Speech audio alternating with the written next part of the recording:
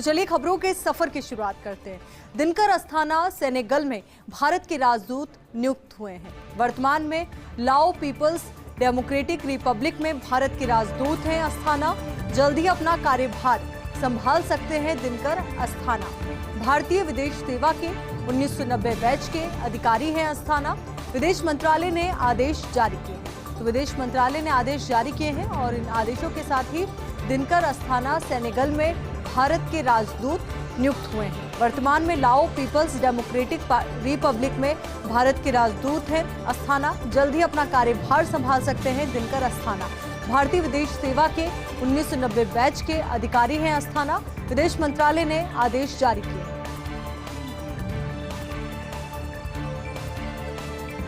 अब बात करेंगे सुप्रीम कोर्ट के ऐतिहासिक फैसले की। देश की सभी महिलाओं को दिया गर्भपात का अधिकार। कोर्ट ने कहा एमटीपी एक्ट के तहत 24 सप्ताह में गर्भपात का अधिकार सभी महिलाओं को।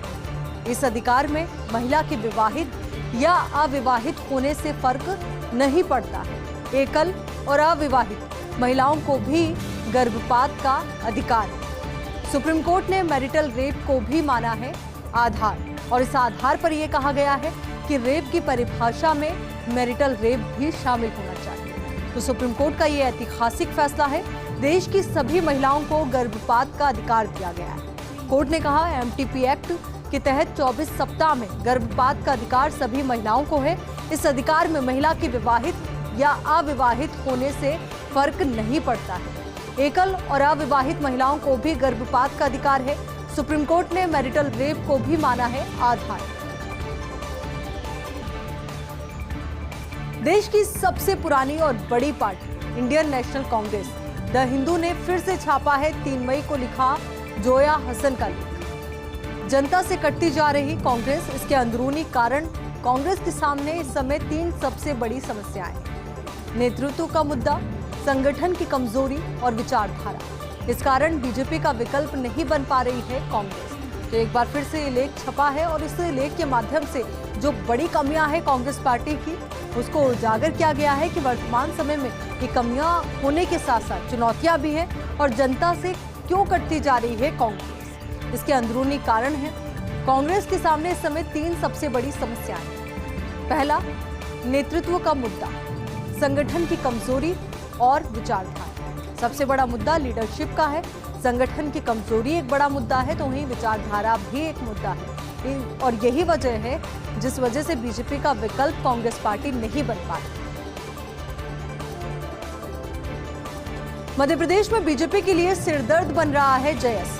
जय युवा आदिवासी शक्ति संगठन का विस्तार। तो जय युवा आदिवासी शक्ति संगठन का विस्तार यानी कि जयस का विस्तार किस तरीके से चुनौती बना हुआ है वो जरा आपको समझाते हैं। 2018 के विधानसभा चुनाव में बीजेपी को पहुंचाया नुकसान। इसकी वजह से एमपी में सरकार नहीं बना सकी थी बीजेपी। अगले विधानसभा चुनाव में 50 सीटों पर चुनाव लड़ेगा जयस।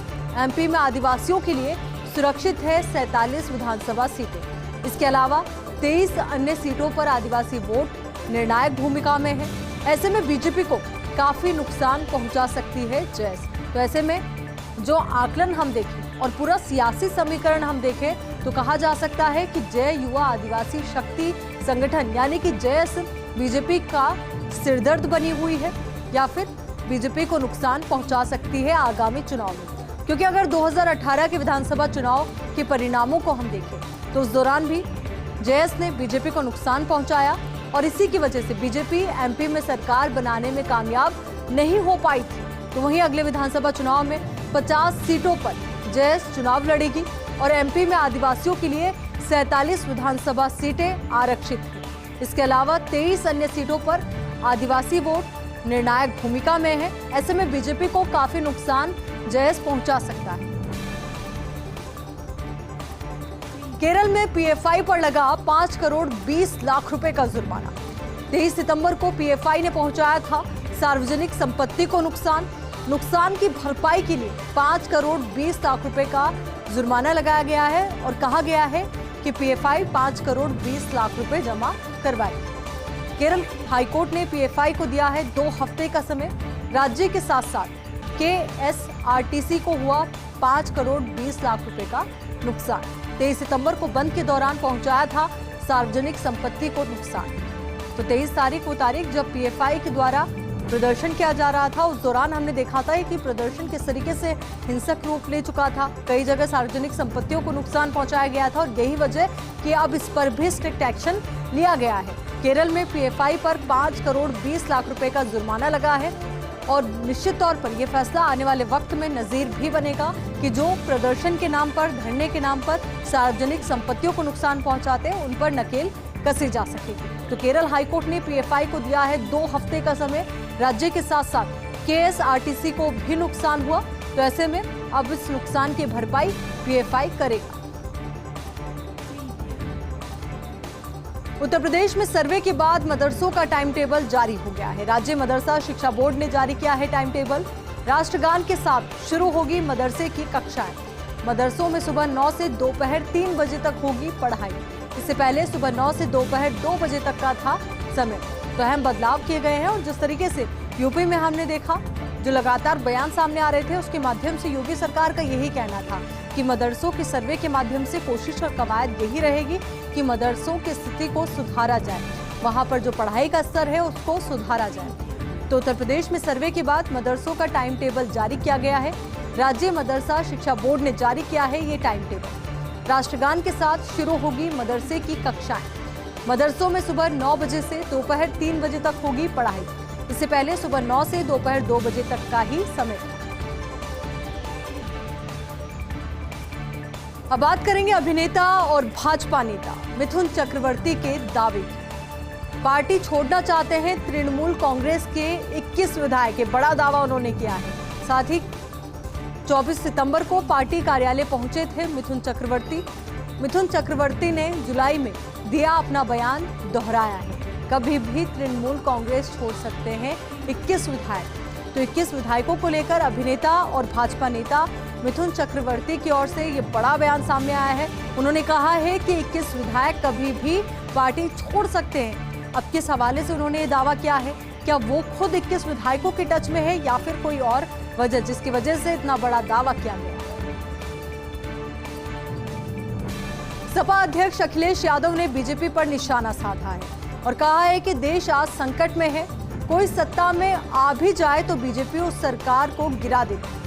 बीजेपी के पास इतना पैसा है कि वो सरकार गिरा देती है। गांव-गांव जाइए, पार्टी के लिए काम करिए। तो अखिलेश यादव आज एक बार फिर से पार्टी के अध्यक्ष चुने गए हैं और ऐसे में उन्होंने निशाना भी बीजेपी पर साधा है और कहा है कि देश आज संकट में है, कोई सत्ता में आ भी जाए तो बीजेपी उस सरकार को गिरा देती है।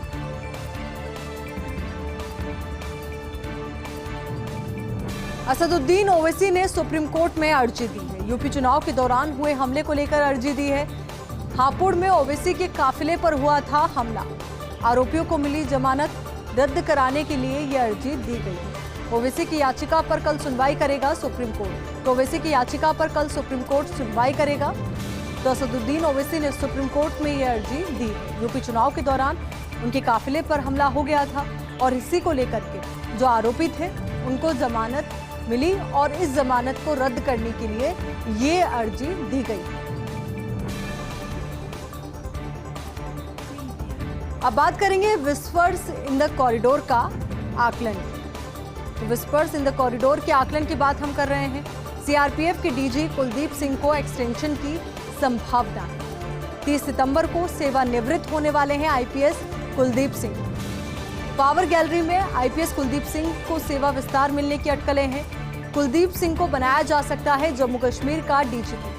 पश्चिम बंगाल कैडर के 1986 बैच के आईपीएस अधिकारी हैं कुलदीप सिंह। तो ऐसे में संभावना ये जताई जा रही है कि उनको एक्सटेंशन मिल सकता है। 30 सितंबर को सेवानिवृत्त होने वाले हैं IPS Kuldeep Singh. Power gallery में आईपीएस कुलदीप सिंह को सेवा विस्तार मिलने की अटकलें हैं। कुलदीप सिंह को बनाया जा सकता है जम्मू कश्मीर का डीजीपी। पश्चिम बंगाल कैडर के 1986 बैच के आईपीएस है कुलदीप सिंह। जम्मू कश्मीर में धारा 370 हटने के बाद परिदृश्य बदला।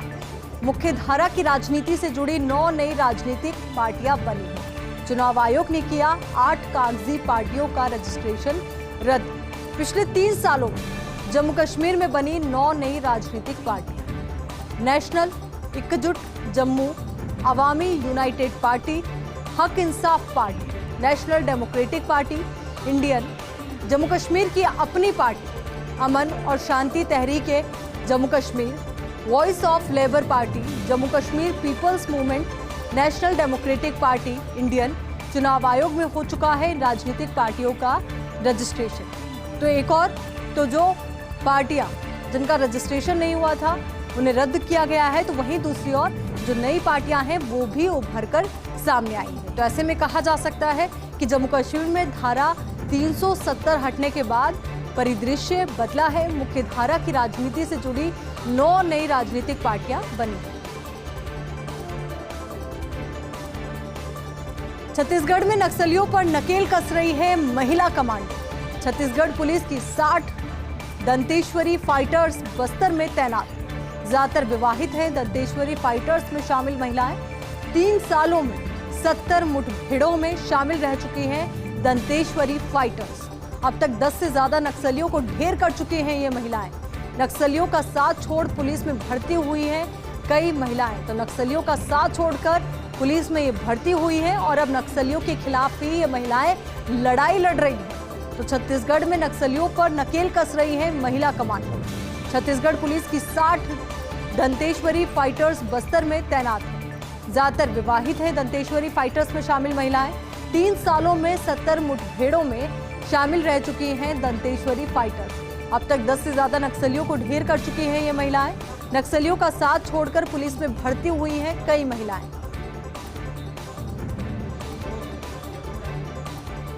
बात करेंगे अध्यक्ष सुकांत मजूमदार के दावे की। तो दिसंबर तक गिर जाएगी ममता बनर्जी की तृणमूल सरकार। जेल जा सकती है पश्चिम बंगाल की मुख्यमंत्री ममता बनर्जी। जब वो जेल जाएंगी तो कौन चलाएगा उनकी पार्टी का संगठन?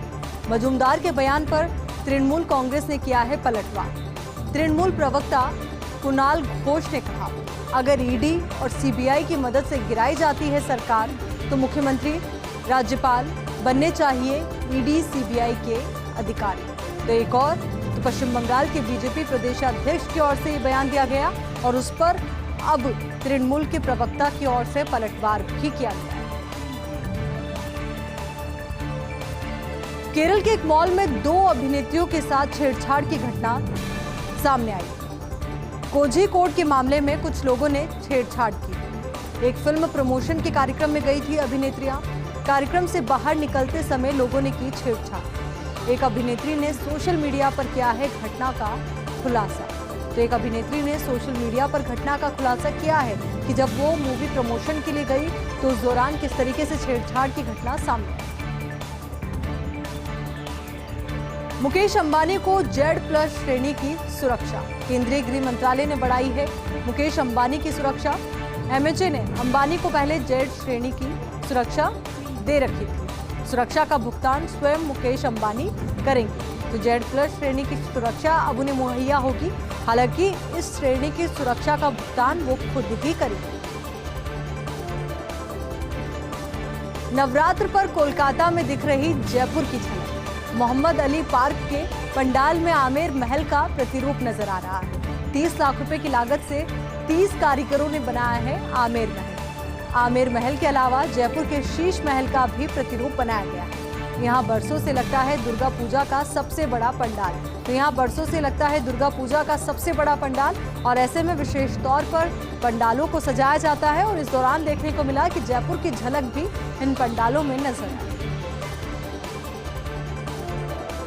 टीम इंडिया को बड़ा झटका लगा है। ऑस्ट्रेलिया में होने वाले T20 विश्व कप से पहले भारतीय टीम को ये बड़ा झटका लगा है।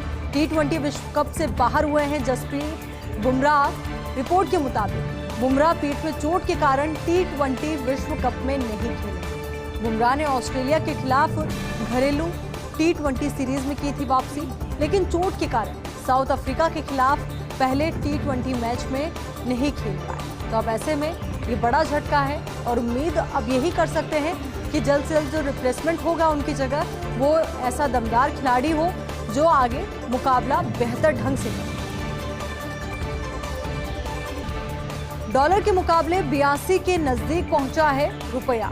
रुपए की कीमत को थामने के लिए रिजर्व बैंक के प्रयास, विदेशी मुद्रा बाजार में $1 अरब की बिकवाली का अनुमान।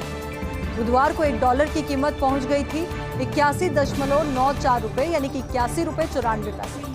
डॉलर के मुकाबले रुपया जल्द ही 82 पार पहुंचने का अनुमान है। तो जो तमाम आंकड़े सामने आए हैं, तो उस हिसाब से हम कह सकते हैं कि डॉलर के मुकाबले 82 के नजदीक पहुंचा है रुपया। रुपए की कीमत को थामने के लिए रिजर्व बैंक के प्रयास, विदेशी मुद्रा बाजार में $1 अरब की बिकवाली का अनुमान है। बुधवार को $1 की कीमत पहुंच गई थी 81 रुपए 94 पैसे। डॉलर के मुकाबले रुपया जल्द ही 82 पार पहुंचने का अनुमान है। भारत से गेहूं निर्यात बंद होने से सिंगापुर में रोटी महंगी हुई। सिंगापुर में रहने वाले पंजाबियों के लिए मुश्किलें बढ़ गई है। भारतीय भोजनालयों में रोटियां महंगी हुई है। रेस्टोरेंट्स मालिक परेशान। अन्य देशों से 3 गुना कीमत पर खरीदना पड़ रहा है गेहूं। $3.48 प्रति किलो मिलने वाला आटा हुआ $10.45।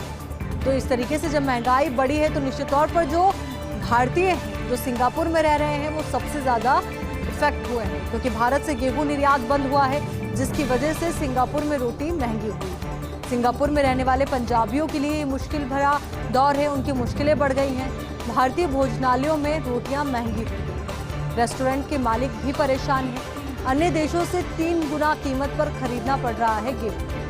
$3.48 प्रति किलो मिलने वाला आटा $10.45।